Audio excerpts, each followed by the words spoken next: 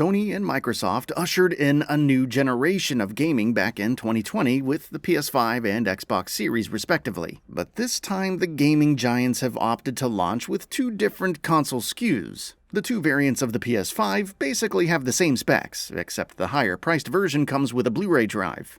Microsoft's strategy is a bit different in this regard, with the Xbox Series X being touted as the definitive way to experience current-gen games, while the lower-priced Xbox Series S being positioned as a budget alternative for the same. Coming at just $300, the Xbox Series S packs some serious graphical grunt that's almost impossible to achieve with a PC at the same price point, especially if you go in with all brand new components. Still, we've tried to put together a rig that would largely match the performance of the Series S and see how it adds up for a final price quotation. Before starting out with this feature, it's important to note that we've gone with off-the-shelf prices for brand new components, and these prices might change in the near future. Also, we've tried to include components that were close to the Xbox Series S's hardware, as it's not feasible to have a one-to-one component list. With that out of the way, let's begin. CPU. The Xbox Series S comes with a custom Zen 2 chip that features 8 cores and 16 threads, all running at a frequency of 3.6 GHz, or 3.4 if simultaneous multi-threading is turned on. It's almost identical to the Series X in terms of specs, which makes it all the more impressive. For our PC, we went with the Intel Core i5-12400F, which comes with 6 cores and 12 threads that can run at speeds of up to 4.40 GHz. Furthermore, it also comes with a stock cooler that should help in keeping the chip cool, provided that you stick to factory settings. We also considered going with a Ryzen 5 3600, but ultimately ended up going the Intel route, as motherboards for the LGA 1700 socket are relatively cheaper than the AM4 socket that Ryzen uses. So that way we end up saving some money on the whole, and that too without really compromising much on the performance. You can easily get the processor at a price of $149 on reputed shopping sites like Amazon. GPU.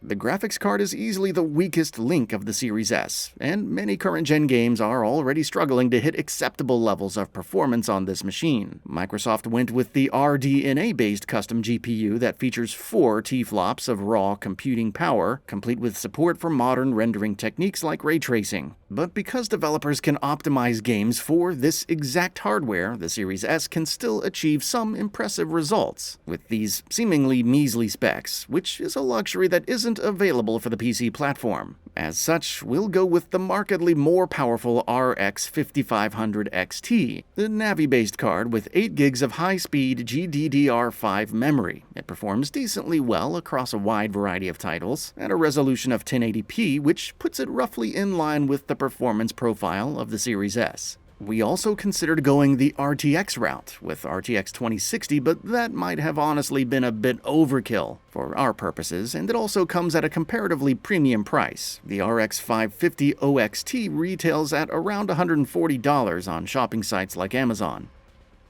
Motherboard.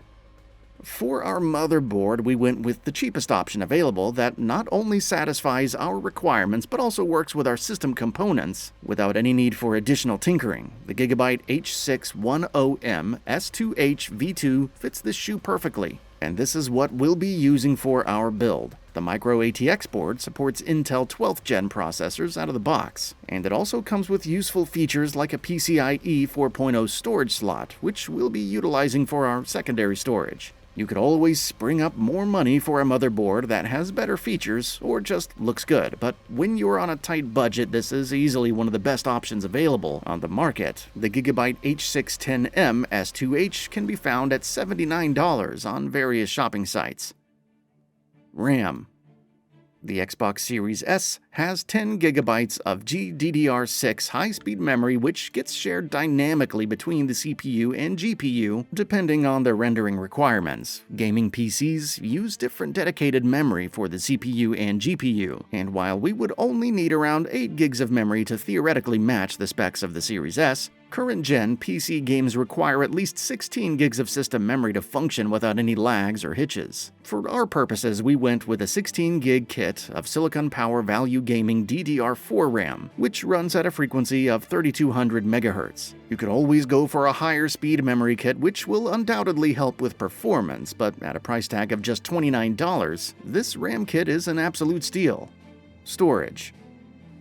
For storage, we'll be going with the Samsung 980 Pro 1TB SSD. Sporting high read and write speeds of up to 7,000 megabytes a second, this PCIe 4.0 SSD should be able to load games at speeds comparable to the Xbox Series S. Furthermore, we also get almost double the storage of Microsoft's budget machine, which will give us ample room to store current-gen games. While it's definitely a bit expensive when compared to SATA-based SSDs, going with this one ensures that we'll be able to take full advantage of Windows 11's Direct Storage API as well. It's currently available for $59 on shopping sites like Amazon.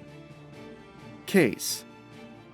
The Xbox Series S is a pretty compact machine that packs a lot of power for its size, and while it would certainly be interesting to try to create a build that not only matches the performance of the console but also its form factor, doing so wouldn't be feasible from a financial perspective. As such, we'll be going with something that just gets the job done and comes as cheap as possible. The Antec NX200M is probably the perfect choice for this build, thanks to its support for micro ATX motherboards and overall small form factor. It's pretty well ventilated with mesh patterns across the front and top, and you also get a tempered glass side as well. There's also ample room for cable management, which makes it a solid purchase for the asking price of $59. PSU. Having a quality PSU is important to keep your system stable and to ensure that our components don't get fried in the case of some power spikes. It's always best to go with something that has at least an 80+ rating and a reputable brand backing those claims. The Thermaltake Tough Power GX2 80+ Gold 600 Watt does all this, and that too at the price of just $59. Conclusion.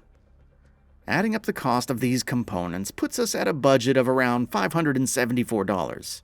But that's before we add the cost of peripherals and a fresh copy of Windows. To put that into context, this price is almost double that of Xbox Series S's $300 price tag. Microsoft sells its components at a loss, so it would have obviously been impossible to reach a similar price point for the same level of performance. That said, this build comes a lot cheaper than our 2021 edition PC, which cost $750. And the price gap is bound to get slimmer as we move deeper into this generation.